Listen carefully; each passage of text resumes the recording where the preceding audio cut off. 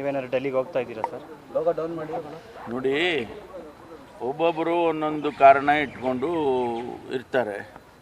ಡೆಲ್ಲಿಗೆ ಹೋಗೋದು, ನಮ್ಮ ಹೈಕಮಾಂಡ್ ಮೀಟ್ ಮಾಡೋದು ಅದೆಲ್ಲ ಕಾಮನ್. ಅದು ಈಗ ನಾನು ಹೋಗ್ತೀನಿ, ನಾನು ಹೋಗಿ ನಾನು ಭೇಟಿ ಮಾಡ್ತೀನಿ, ಕರ್ಟಸಿ ಕಾಲಿರುತ್ತೆ. ಡೆಲ್ಲಿಗೆ ಹೋದಾಗ ನಾವು ನಮ್ಮ ಹೆಡ್ ಕ್ವಾರ್ಟರ್ಸಿಗೆ ಹೋಗೋದು ನಮ್ಮ ಒಂದು ರೀತಿಯಲ್ಲಿ ಸಂಪ್ರದಾಯ. ನಮಗೆ AICC ಹೆಡ್ ಕ್ವಾರ್ಟರ್ಸ್ಗೆ ಹೋಗಿ ನಮ್ಮ ಇನ್ಚಾರ್ಜ್ ಜನರಲ್ ಸೆಕ್ರೆಟರಿ ಹತ್ರ ಮಾತಾಡ್ತೀವಿ.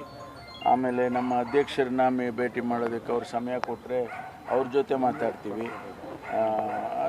ಈಗ ಅಧಿಕಾರದಲ್ಲಿ ಆಡಳಿತದಲ್ಲಿ ಇರ್ತಕ್ಕಂಥ ಪಕ್ಷ ಸ್ವಾಭಾವಿಕವಾಗಿ ನಮ್ಮ ಹೈಕಮಾಂಡ್ನವ್ರ ಜೊತೆ ಮಾತಾಡಲೇಬೇಕು. ಅವರಿಂದ ನಾವು ಸಜೆಷನ್ಸ್ಗಳನ್ನು ಸ್ವೀಕಾರ ಮಾಡಲೇಬೇಕು.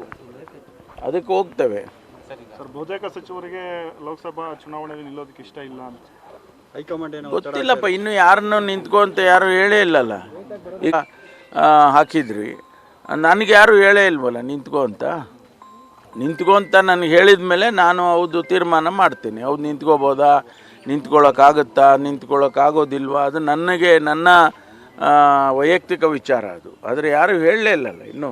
ಹೈಕಮಾಂಡ್ ಆ ಥರ ಏನೋ ಯಾರತ್ತಿ ಏನಿಲ್ಲ. ಒಂದು ವೇಳೆ ಆ ರೀತಿ ಮಾಡಿದರೆ ನಿಂತ್ಕೊಳ್ಳೋರು ನಿಂತ್ಕೊಳ್ತಾರೆ, ನಿಂತ್ಕೊಳ್ಳೋದಕ್ಕಾಗದೇ ಇರೋರು ಬೇಡ ನಮಗೆ ಅಂತ ಹೇಳ್ತಾರೆ. ಇನ್ನೂ ಕೂಡ ಅಂಥದ್ದು ಯಾವುದು ಚರ್ಚೆ ಆಗಿಲ್ಲ ನನಗೆ ಗೊತ್ತಿದ್ದಾಗೆ.